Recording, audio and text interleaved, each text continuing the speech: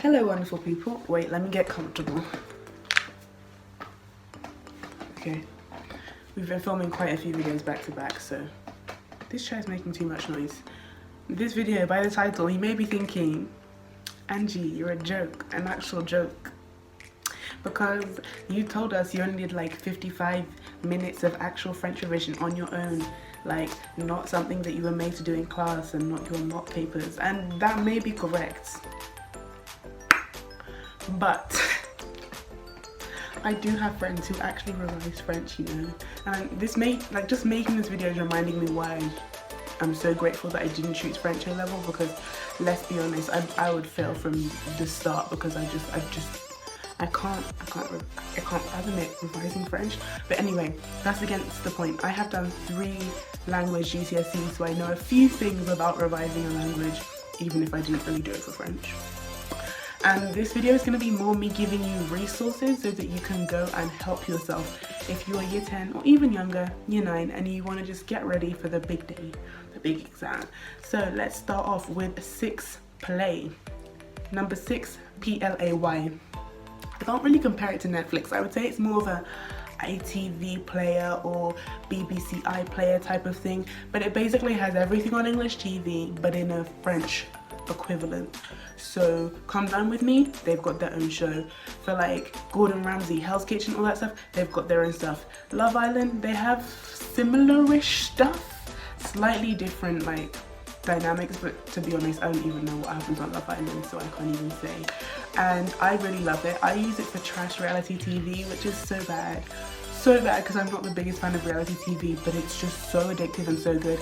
But yeah, that helped me with my listening comprehension, and one of the biggest problems in GCSE listening is accents. And if you're doing French, you are probably going to have someone from West Africa or someone from Canada or an accent from those places, and you might be like, whoa, that doesn't sound like Madame whoever your French teacher is, or Monsieur Trophy, like. So that will really help with accents. When it comes to reading, for fun, I just read French novels because like I like reading anyway. I can speak in my language. I might as well.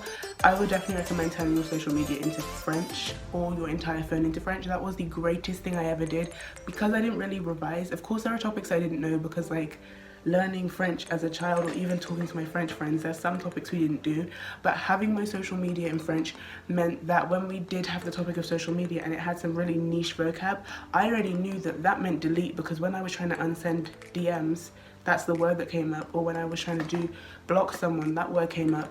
And things like memes in French, I know it sounds really bad, but memes in French also really helped me, because even though I didn't like actively revise, I had French around me, I had French friends, I had French family, like everyone was here to support.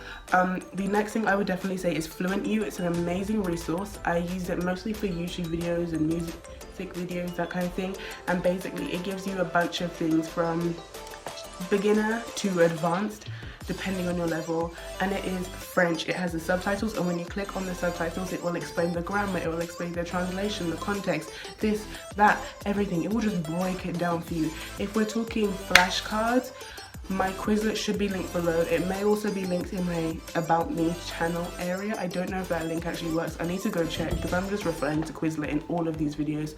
But yeah, I have a couple sets for French GCSE. Most of the French sets you will find will be things like French medical terms or French chemistry terms, because I like to look at what I'm interested in, not in what I was meant to do, just for general. So I think I have 3 that are actually relevant to GCSE, but you can go there, copy the set, just use the set, you know, have a good old time. If anything is private, let me know, DM me, comment below, I'll make it public, or I'll just make a new version of the set so you guys can access it, because for some of my sets, like the sets for people that I'm tutoring, because it has their names in it and stuff, I like to keep it private.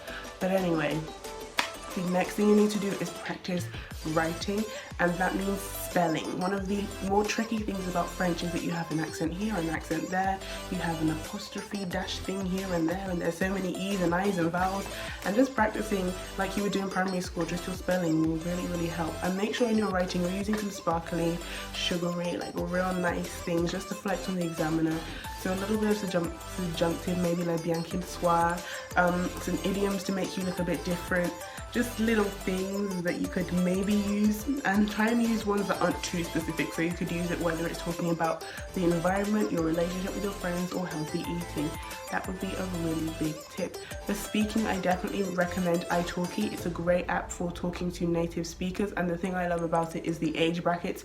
So older guys or girls can't talk to me and you're in an age bracket. So right now I'm 16, so I can talk to 16, 17, 15-year-olds, but I can't talk to older. And that's one thing that I like in comparison to the other similar websites and apps that I've recommended in the past, because this is just safety, such a big issue, and you know, il y a trop d'inconnus, you know, and we don't really want that.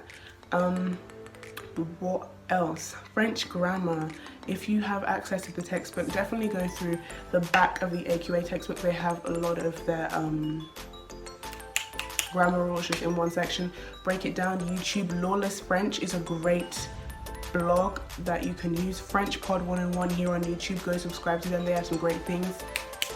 Oh, what's her name? The issue is the people I watch the most on YouTube, I don't even know their names. I will try and link her down below. She is for people who are trying to get 9s, okay, people who are already more advanced. I forgot her name. I can see her channel, but there's this great woman and I use her. She's for very, very specific niche things, for your accent, for slang, for different contexts. If I find her, she will be down below.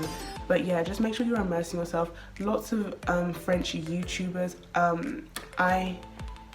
In case you can't tell, I am black, I'm a woman. So you can tell the type of French YouTubers I subscribe to predominantly just look like me. But there are lots of other French YouTubers. I've subscribed to this guy who's like a bodybuilder.